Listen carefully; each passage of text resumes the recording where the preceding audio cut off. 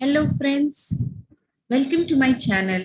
Today I have come up with one of the stories of Jataka tales, and the title of the story is Self-Criticism. And the story goes this way. When Brahmadatta was ruling Benares, Bodhisattva was born as the king of Indraprastha. His name was Dhananjaya. During his rule, the people were completely free from misery, such as floods and famines, and were very happy. Dhananjaya's righteousness and philanthropy were widely known all over the continent. At that time, King Kalinga ruled the country from his capital Dantapur. One year, there was famine in that kingdom due to drought. Hunger stalked the land. Many children perished in the arms of their mothers. The entire populace lost its nerve. This state of affairs upset King Kalinga very much. He called his ministers and asked them, what can be the reason for the failure of rains in our land this year? What should we do to get over this menace of famine? O king, they replied, when we stray from the path of righteousness, such calamities occur. For instance, King Dhananjaya of Indraprastha never deviates from the path of virtue. No calamity has ever visited his kingdom. It rains there thrice a month, and people are exceedingly happy. In that case, King Kalinga told his ministers, go and meet King Dhananjaya, get him to write down the virtues he adopts in his rule on leaves of gold and bring them to me. I too shall adopt them and save the country. The ministers of Kalinga took leaves of gold and traveled to Indraprastha. They met King Dhananjaya. O virtuous king, we come from Kalinga, where people are dying of terrible famine. You are the very incarnation of virtue. You rule your people absolutely righteously, so that your people live happily, free from all calamities. Would you be kind enough to write down on these leaves of gold the rules of righteous administration? We shall take them back to our Lord, who will put them into practice and save our country. The ministers of Kalinga placed the leaves of gold before King Dhananjaya. But King Dhananjaya folded his hands and said, pardon me, wise ministers, I am not competent to write down the rules of righteousness. For once I myself have transgressed the path of virtue, I shall tell you how. The Kartik festival is celebrated in our land every third year. On that day, the king has to perform yagna on the bund of a tank. At the end of it, he should shoot 4 arrows in 4 directions. On a particular occasion, I shot the arrows, but only 3 of them were recovered, the fourth having fallen into a tank. It fell with such a force that many fishes and frogs died.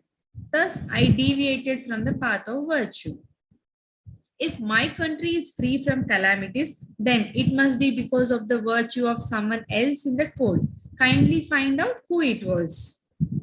The ministers of Kalinga were surprised to hear this. Then they went to Maya Devi, the king's mother, and told her what the king said. Then they asked her if she would oblige them by writing down the rules of righteousness on the leaves of gold. Ah, my friends, the venerable lady replied, I too have strayed from the path of virtue once. When my elder son gave me a gold necklace, I thought since my elder daughter in law was rich, I should give it to the younger one. But after doing so, I was so beset with remorse for having drawn a distinction between my two daughter in laws. How am I competent to write down the rules of righteousness? Please find someone else. Then the ministers approached the king's brother Nanda, but he too confessed that he had transgressed the path of virtue. I take a ride to the palace every evening in my chariot. At times, I stay back for the night. If I leave my whip in the chariot, my charioteer knows that I shall return and he waits for me. But if I take the whip with me, then the charioteer drives away and comes for me only in the morning. Well, one evening I left my whip in the chariot. intending to return soon. But suddenly it began to rain, and my brother, the king, detained me in the palace. All through the night, my charioteer waited for me, getting soaked in the rain. It was unforgivable on my part to have put him into that discomfort. The ministers then went to the king's Purohit, hoping to find in him the required merits to fill the leaves of gold. But he too had to confess to a breach of virtue. He said, "One day I was going to the court when I saw a chariot full of gold fittings. Seeing it, I had an urge to request the king to make a gift of that chariot to me. The moment the king saw me, he told me that the chariot was a gift for me.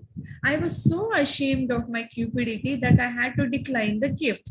So don't take me as an embodiment of virtue, which I am not." As a last resort, the ministers of Kalinga went to the minister of Dhananjaya, but he too had a confession. One day he said, "I went to measure a peasant's land. At the exact spot where the marking peg was to be driven into the ground, I found a small hole. If I avoided the hole and drove the peg to a side, either the peasant or his neighbor would lose a bit of land. So, in the name of accurate justice, I ordered the peg to be knocked into the hole. As this was being done, a small crab came out of the hole and got crushed. Tell me, how am I entitled to write down the rules of righteousness?" The baffled ministers of Kalinga were at last struck with a bright idea. They wrote down on the gold leaves all the stories they had heard and took them to their king. King Kalinga read them and realized that the best virtue is the awareness of righteousness. With self criticism as his motto, he ruled his country, and the people were freed from all the calamities and happily lived ever after. The end of the story. Thank you.